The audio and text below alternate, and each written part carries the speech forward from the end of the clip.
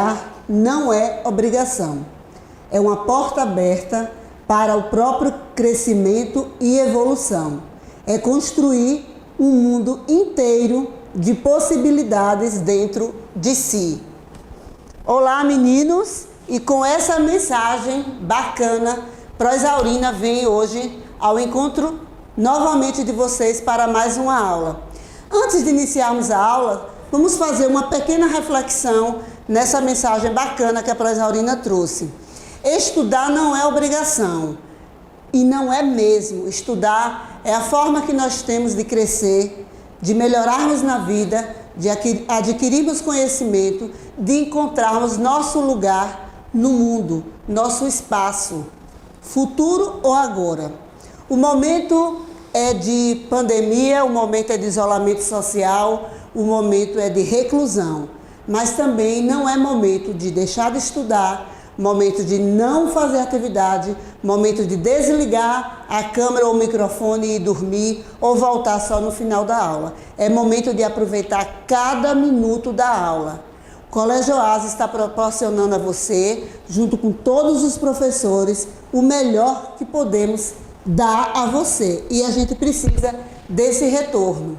Então vamos encarar esse momento como um momento de estudo. Vocês estão sendo show, até agora estão sendo maravilhosos. As aulas de português estão fluindo, vocês estão fazendo atividade, estão questionando, e é isso que eu quero e todos os professores querem. Então a gente vai começar essa aula de hoje falando de verbo, de tempo verbal, de uma maneira bem bacana, bem light, para que você entenda. E eu tenho certeza que você está empenhado em conhecer esse novo assunto, né? Talvez visto superficialmente no 5º ano, mas que agora nós iremos fazer um estudo mais aprofundado. Ok? Meninos, a Prosaurina começa a aula de português 6º ano. E o que a Pro trouxe hoje, Pro, para aprendermos, né? Para conhecermos. Prosaurina trouxe hoje, ó,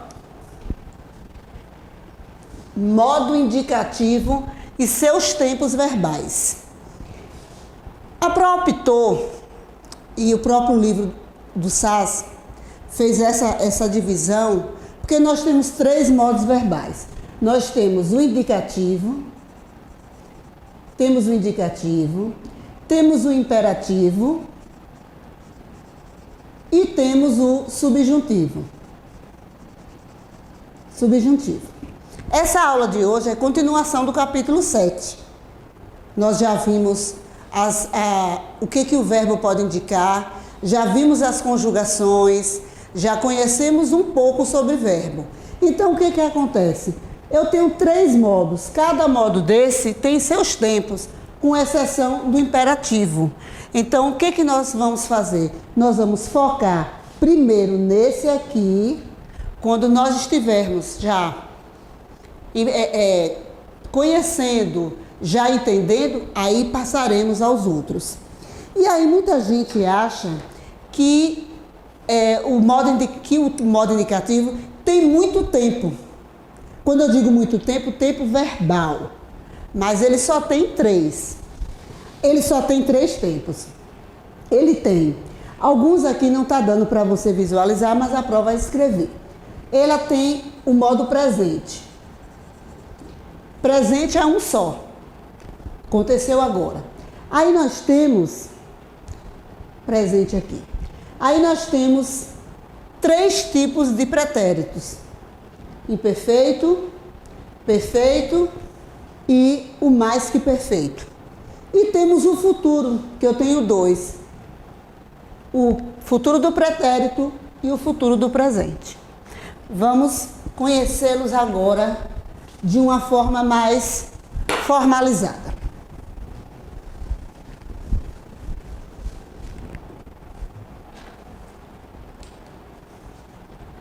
Primeiro, é necessário conhecer o significado do modo indicativo. O que é indicativo?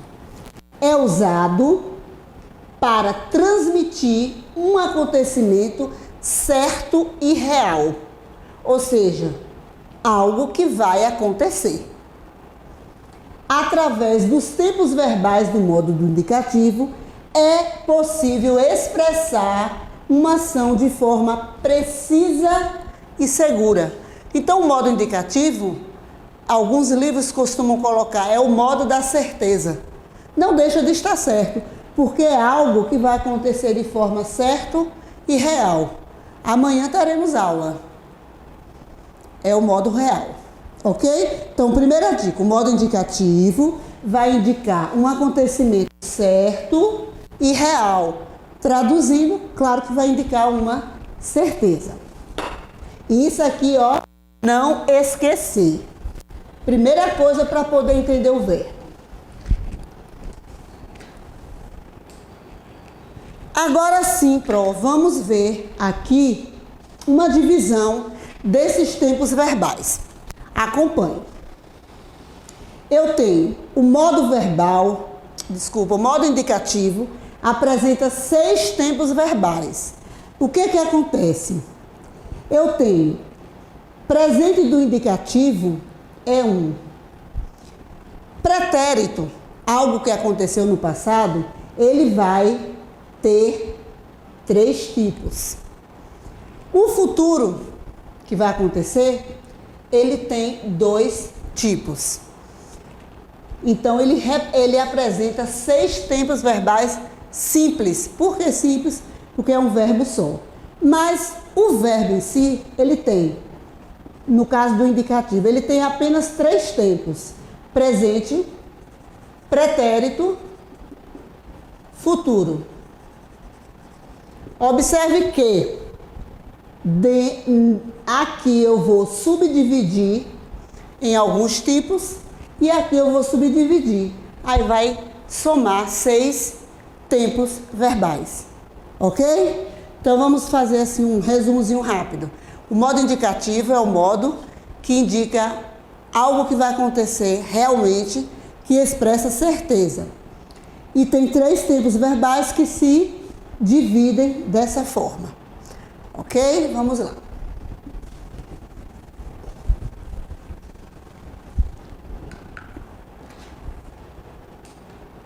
Vamos analisar junto com a proesaurina agora o que cada verbo, o que cada tempo verbal vai indicar em relação no contexto da oração. Olha só, vamos começar pelo presente. O que indica o presente? Indica uma ação, vamos lá. Indica uma ação, principalmente uma ação que ocorre no exato momento em que se narra a ação. Presente é agora.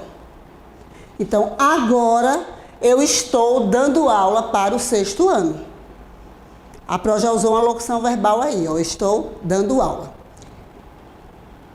É algo que indica que está acontecendo no momento da fala. No momento que a pessoa fala, está acontecendo. Vou dar um exemplo. Alguém liga no seu celular. Aí pergunta, onde você está? Estou no colégio. Agora. É o momento atual. Aí nós vamos ter aqui 2 exemplos de oração. Que é, eu vou agora ao supermercado. Nesse momento que ele vai para o supermercado. Meu filho está no quarto. Ele continua no quarto. Então, o presente é o momento da ação quando o falante transmite uma informação. Ok? Vamos conhecer o outro tempo verbal do pretérito. O pretérito, nós sabemos que alguns alunos costumam colocar passado, né? Eu até falei durante as aulas que eu preferia que você utilizasse o nome pretérito e não passado. Então, o que nós temos? 3 tipos de pretéritos. O que é um pretérito perfeito? Perfeito. Olha o nome, o que diz. Perfeito. Então, indica uma ação que ocorreu num determinado momento do passado e foi concluído. Ou seja, aconteceu, concluiu. Olha aqui o exemplo. Acompanhem. Eu ganhei o concurso de ortografia da minha escola. Foi nesse momento? Não. Foi um momento passado. Ele ganhou e acabou. Ele deu uma informação precisa de algo que aconteceu e já está confirmado. No outro exemplo eu tenho, Helena foi ao cinema com Pedro. Ela foi, com certeza ela assistiu a algum filme com Pedro. Então, o pretérito perfeito, ele dá a ideia de uma ação que ocorreu em algum momento do passado e que foi concluído. Eu ganhei, eu comi, ele foi. Agora, tem um outro pretérito que ele traz uma nova informação, diferente do pretérito perfeito, que é o pretérito imperfeito. Alguns alunos costumam decorar a terminação do verbo, mas eu sou uma professora que eu não gosto de decoreba. Eu quero que você entenda, que você compreenda o contexto. Olha a diferença do pretérito perfeito. Eu tenho aqui pretérito imperfeito, expressando continuidade. Então aqui eu já tenho uma dica. A ação não foi totalmente concluída, porque ela está, em continuidade. Então ela não foi concluída. E de duração no tempo. Indica uma ação ocorrida no passado, olha só, mas que não foi completamente terminada. Aí alguns alunos perguntam assim, é imperfeito porque não aconteceu? Não, não é perfeito porque não aconteceu. É porque esse pretérito, ele dá a ideia de continuidade. Não fechou. Não foi como a moça que ganhou o concurso de ortografia e já está com o prêmio dela. É um passado, mas que dá a ideia de algo que não foi concluído ainda. Observe aqui junto com a prova. Todos os dias eu ia para a casa da minha avó depois da escola. Observe a diferença. Todos os dias eu ia para a casa da minha avó depois da escola. Significa que ela só foi uma vez e acabou? Não. Aqui, todos os dias eu ia dar ideia, meninos, de continuidade. Ela continua indo. Ela não foi só naquele dia. Quando era jovem, Marcelo nadava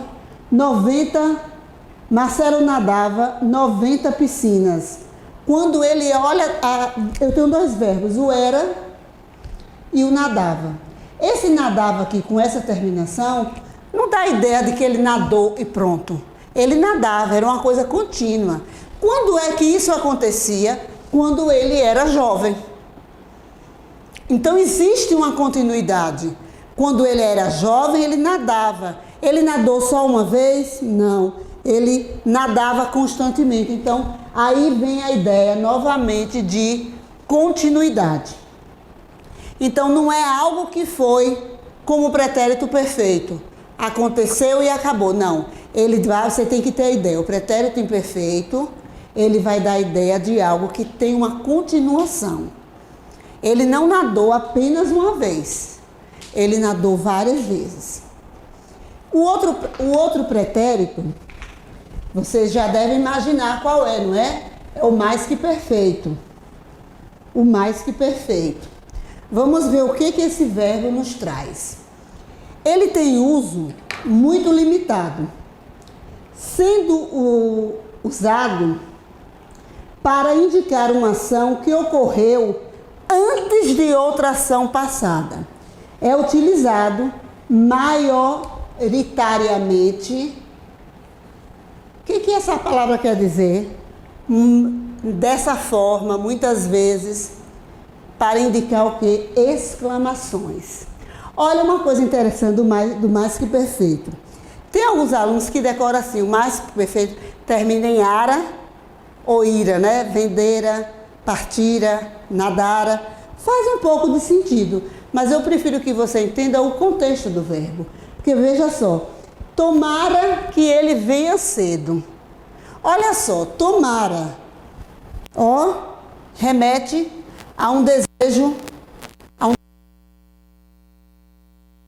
mas o que acontece, ele ainda, ó, que ocorreu antes de outra ação passada. Então, tomara que ele venha. Eu tenho aqui o verbo tomara e eu tenho o verbo venha, ó. Então, esse verbo aqui é o que está no mais que perfeito. O que é que ele indica? Algo que ocorreu antes de outra ação. No outro exemplo, ai quem dera. Ai quem dera. Ó, gente, ai quem dera é presente? É agora? Não. É um desejo antigo que eu tenho.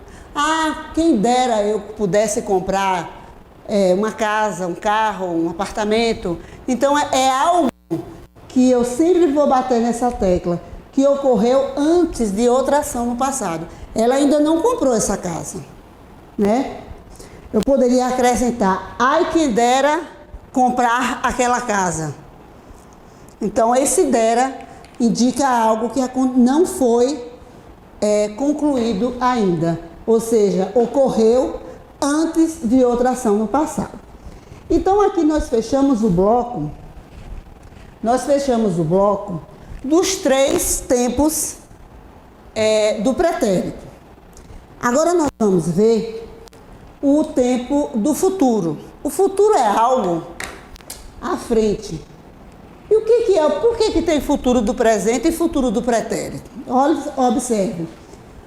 Futuro do presente indica uma ação que acontecerá no momento posterior ao discurso. Ou seja, posterior é depois do discurso.